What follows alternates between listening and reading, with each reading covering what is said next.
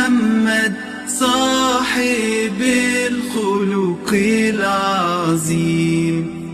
ولد يتيما وعاش كريما ومات عظيما نبينا محمد. اللهم صل وسلم وبارك على سيدنا محمد نبي الرحمة للعالمين. بلغ الرسالة وأدى الأمانة وهيكن شفعنا يوم القيامة.